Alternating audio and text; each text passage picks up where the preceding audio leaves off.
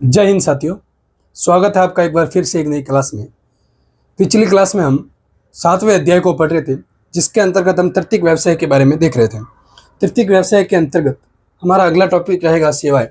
सेवाओं के बारे में जानते हैं कि सेवाओं के प्रकार कौन कौन से हैं, ये किस प्रकार से काम करती है। देखिए, सेवाएं जो होती है ये विभिन्न स्तरों पर पाई जाती है, मतलब इनके अलग अलग लेवल्स पाए जाते हैं। दूसरी बात, कुछ सेवाएं जो होती है वो पर्सनली लोगों के लिए होती है, सिर्फ और सिर्फ लोगों के लिए। कुछ सेवाएं ऐसी होती है जो सिर्फ उद्योगों के लिए होती है, ठीक है।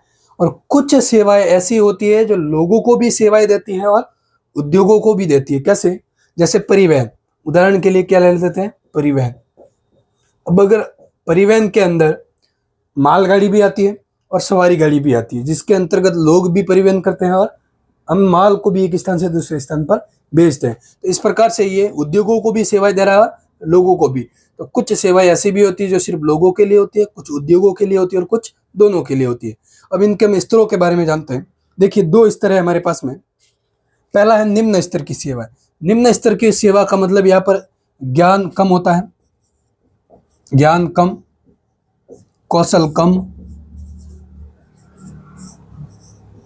और भुगतान भी कम।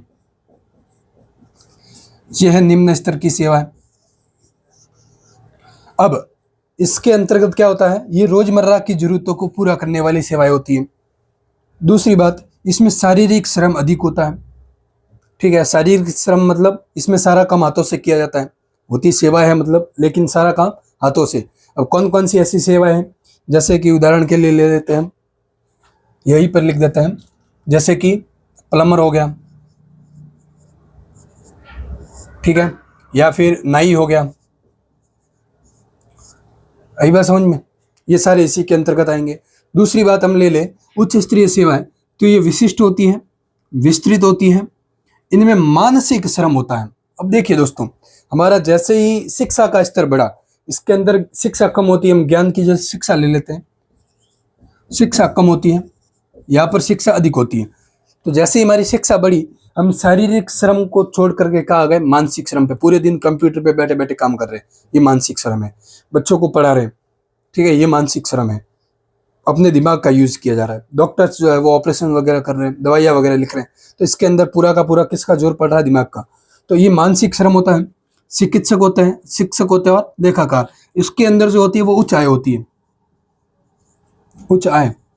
ये बात समझ में दोस्तों? उच्च स्तरीय सेवाओं के अंदर आय कैसी होती है, उच्च होती है। अब देखिए, कुछ व्यक्तिगत सेवाएं होती है शहरों के अंदर। व्यक्तिगत सेवाएं कौन कौन सी? व्यक्तिगत सेवाओं का मतलब क्या होता है वो समझते हैं। ये दैनिक जीवन को आसान बनाने के लिए होती है। दैनिक जीवन को आसान बनाने से क्या मतलब है दोस्तों? जैसे कि अपने शहरों के अंदर देखा होगा, आई आती है, जैसे कि कचरा निकालने के लिए, रोटी बनाने के लिए, बर्तन धोने के लिए, कपड़े धोने के लिए। तो वो क्या करती है, वो व्यक्तिगत सेवाएं दे रही है घर घर जाके, और हमारे दैनिक कामों को क्या बना रही है, आसान।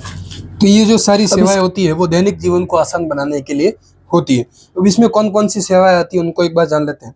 जैसे देखिए, माली होता है, शहरों के अंदर इनको भाड़े पे लिया जाता है, मालियों को गार्डन वगैरह की देखभाल के लिए। चौकीदार होते हैं, इनको अलग से लिख देते हैं उदाहरण के तौर पे, है ना। ये जैसे कि उदाहरण में माली हो गया व्यक्तिगत सेवा के लिए, चौकीदार हो गया, खानसामा हो गया या रसोईया हो गया, ठीक है, बर्तन धोने के लिए है, कपड़े धोने के लिए। तो ये शहरों में खूब सेवाएं होती है। ये व्यक्तिगत सेवाएं होती है जो घर घर करके, घर घर जाके की जाती है। अब यहाँ पर जो है वो रोजगार की तलाश में शहरी प्रवास देखने को मिलता है। शहरी प्रवास क्यों? क्योंकि ये गांवों के अंदर सेवा उपलब्ध नहीं मिलती हमको। व्यक्तिगत सेवाएं जो है ये मुख्यतः गांवों के अंदर नहीं मिलती है। ये ज्यादातर कहाँ मिलेगी, शहरों के अंदर, क्योंकि वहाँ पे कामकाजी लोग होते हैं, पति पत्नी दोनों ही कामकाजी होते हैं। तो घर के पीछे काम करने के लिए वो लोगों को हायर करते हैं। आगे देखिए, यहाँ पर अकुशल श्रमिक होते हैं और कम भुगतान होता है। अकुशल श्रमिक का मतलब ये जितने भी लोग हैं ये प्रोफेशनल नहीं है, इनके पास में ज़्यादा स्किल नहीं है, बस ये रोजगार कर रहे हैं, तो बदले में इनको भुगतान भी कम मिलता है। तो यही कारण होता है कि ये व्यक्तिगत सेवाएं जो होती है ये बहुत ही ज़्यादा मात्रा में है, क्योंकि इसके अंदर ज्ञान की आवश्यकता बहुत ही कम है, शिक्षा की आवश्यकता कम है, इसलिए ये अकुशल होते हैं और कम भुगतान किया जाता है, प्रोफेशनल नहीं होते। तो इस प्रकार से ये हमारी कुछ सेवाएं थी। इस सेवा वाले टॉपिक के अंतर्गत हमारा एक छोटा सा टॉपिक रह गया था, सेवाओं का नियमन। अब कुछ सेवाएं जो ऐसी होती है जिनको सरकार के द्वारा फिक्स कर दिया जाता है या रेगुलर कर दिया जाता है, मतलब वो ऐसी जरूरतें होती है या ऐसी सेवाएं होती है जिनकी एक लॉन्ग टर्म के लिए आवश्यकता होती है और डेली बेसिस पे, तो सरकार के द्वारा इनको नियमित कर दिया जाता है। जैसे कि ऐसी कौन सी सेवाएं हैं? एक तो महामार्गों और पुलों का निर्माण, मतलब सड़कों और पुलों का निर्माण, और साथ में लिख देंगे हम रख रखाव, मतलब उनकी मरम्मत भी की जाएगी। तो मरम्मत के लिए भी उनको रेगुलर आदमी चाहिए, तो उसके लिए भी सेवाएं नियमित होनी चाहिए। और दूसरा है अग्निशमन विभाग। अग्निशमन जो विभाग होता है, इसका भी रख रखाव करने के लिए सेवाएं जो होती है वो नियमित होती है। ऐसा नहीं है कि बीच में इनकी छुट्टियां हो जाती है, क्योंकि ये कभी भी ऐसी सेवा है जिनकी जरूरत कभी भी पड़ सकती है। अब हमने पिछले टॉपिक के अंदर पढ़ा था हमने व्यक्तिगत सेवा। उस व्यक्तिगत सेवा के अंतर्गत हम देखें तो एक बढ़िया सा उदाहरण था हमारे मुंबई के अंदर टिफिन डिलीवरी की सर्विस के लिए बहुत ही बढ़िया सर्विस है, जो व्यक्तिगत सेवा का सबसे बड़ा उदाहरण है। व्यक्तिगत सेवा, इसका सबसे बढ़िया उदाहरण है मुंबई के अंदर डिब्बा वाला। कौन सा? डिब्बा वाला। अब ये डिब्बा वाला कोई एक कंपनी नहीं है या कोई एक संस्था नहीं है, सभी लोग अलग अलग काम करते हैं। बात को सुनिएगा ध्यान से, सब लोग अलग अलग काम करते हैं। जितने भी लोग हैं 10,000, 15,000, 20,000, सब लोग अलग अलग काम करते हैं। कोई भी आपस में कनेक्टेड नहीं होता है। सिर्फ नाम क्या है, डिब्बा वाला, किसी एक आदमी ने शुरू की होगी और वो सभी आदमी मिलके चला रहे हैं। अलग अलग है। व्यक्तिगत सेवाएं होती है, इसके अंदर टिफिन का डिलीवरी की जाती है, मतलब टिफिन सर्विस। क्या की जाती है? Tiffin service. और ये मुंबई के अंदर लगभग 1,75,000 लोगों को सेवाएं देते हैं। कितने? 1,75,000 लोगों को सेवाएं देते हैं। इतनी बड़ी संख्या में सेवाएं देती है कौन सी? डिब्बा वाला। और इतनी सटीक ढंग से कि एक भी दिन टिफिन जो है वो आगे पीछे नहीं होता है। ऐसा भी नहीं होता कि टिफिन इसका टिफिन उसको दे दिया और उसका टिफिन इसको। बहुत ही सटीक ढंग से ये डिब्बे वाले की सर्विस होती है। तो ये कुछ था हमारी सेवाएं। आगे के टॉपिक्स के बारे में चर्चा करते हैं। देखिए, आइए अब जानते हैं कि तृतीयक क्रियाकलाप के अंतर्गत कौन कौन से लोग या कितने लोग जुड़े हुए हैं। देखिए, अगर बात की जाए विकसित देशों की, तो विकसित देशों के अंदर तृतीयक क्रियाकलापों में लगे हुए लोगों की मात्रा अधिक है। उनका जो कुल जनसंख्या में परसेंटेज है वो ज़्यादा है। अब बात की जाए अगर यूएसए की, संयुक्त राज्य अमेरिका की, तो यहाँ पर लगभग 75% लोग कहाँ पर लगे हुए? तृतीयक व्यवसाय में। मतलब आधी से ज़्यादा जनसंख्या किस में लगी हुई है? तृतीयक व्यवसाय में। और वही अगर बात की जाए अल्प विकसित देशों की, तो वहाँ पर मात्रा ये कम मिलती है, भारत जैसे देशों में। और यहाँ पर ये संख्या कितनी है? 10% से भी कम। अब इतना अंतर है हम दोनों में, ठीक है। वो 75% से भी ज़्यादा लोग किस में लगे हुए? तृतीयक क्रियाकलापों में। मतलब क्या हो रहा है? वहाँ पर उत्पादन नहीं हो रहा है, सिर्फ क्या मिल रही है? सर्विस मिल रही है। और सिर्फ मुनाफा ही मुनाफा, ठीक है। सिर्फ ज़्यादा से ज़्यादा पैसा ही कमाया जा रहा है, अपनी ओर से कोई भी संसाधन ज़्यादा नहीं लगाए जा रहे। ये तृतीयक क्रियाकलाप की सबसे ज़्यादा विशेषता है, बड़ी। अब देखिए, हम तृतीयक क्रियाकलाप के अंतर्गत एक सबसे बड़ा क्रियाकलाप पढ़ते हैं पर्यटन के बारे में। पर्यटन जो है ये विश्व का सबसे बड़ा उद्योग है। हाल फिलहाल में, वर्तमान में ये विश्व का सबसे बड़ा उद्योग उभर करके सामने आ चुका है, क्योंकि ये जो है ना, ये विश्व की जीडीपी का लगभग 40% हिस्सा रखता है। कितना? 40%। अब कोरोना के टाइम पे ये थोड़ा कम था, लेकिन जैसे ही कोरोना हटा या कोरोना महामारी घटी, इसके अंदर बूम आ गया एकदम से, क्योंकि आजकल हमारे पास में परिवहन के साधन बहुत आ गए। आगे बात करेंगे। अब इसके कुछ स्थानीय लाभ भी होते हैं पर्यटन के। स्थानीय लाभ क्या? जैसे बाहर से कोई इंडिया में घूमने के लिए आ रहा है, तो उनको रहने के लिए आवास भी चाहिए, तो पर्यटकों को आवास भी चाहिए होता है। अब वो आवास कहाँ लेंगे?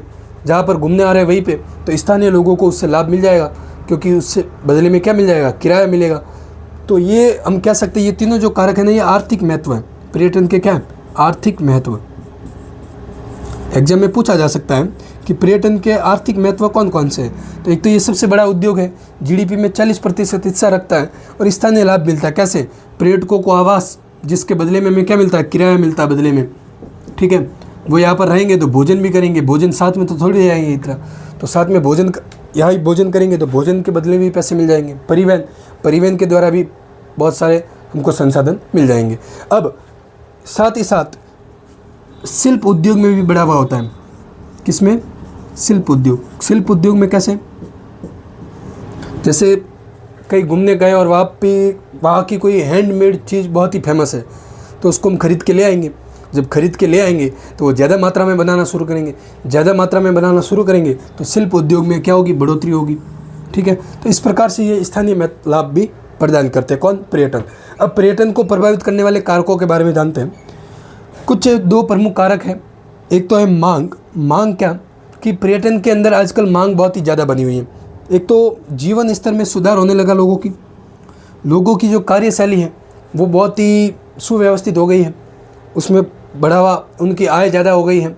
ठीक है, दूसरी बात, अवकाश में बढ़ोतरी, मतलब छुट्टियाँ ज़्यादा मिलने लगी आजकल। ठीक है, अब इंडिया में ही देखोगे तो हर महीने कोई ना कोई त्यौहार आ जाता है, उसकी 2-3 छुट्टियाँ मिल जाती है, या संडे वगैरह है, दीपावली के आसपास की छुट्टियाँ, होली के आसपास की छुट्टियाँ, तो ये सारी कुछ छुट्टियाँ मिल जाती है, तो अवकाश में ज़्यादा बढ़ोतरी होने लगी है। और दूसरा है सवैतनिक अवकाश। आजकल कंपनियां जो है अपने कर्मचारियों को सवैतनिक अवकाश देती है, मतलब मज़े से आप घूम के आइए, फ्रेश होके आइए, सैलरी जो है वो आपको कंपनी देती रहेगी। इसके पीछे कंपनी का भी फायदा है कि वो उसका माइंड फ्रेश रहेगा। अगर माइंड फ्रेश रहेगा तो वो अच्छे से काम कर पाएगा, तो इसलिए कंपनी अपनी ओर से सवैतनिक अवकाश भी देती है।